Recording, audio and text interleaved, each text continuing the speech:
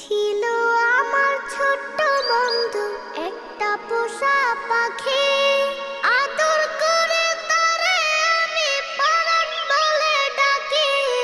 ছিল আমার ছোট্ট বন্ধু একটা পোষা পাখি, আদর করে তারে আমি পরাণ বলে ডাকি।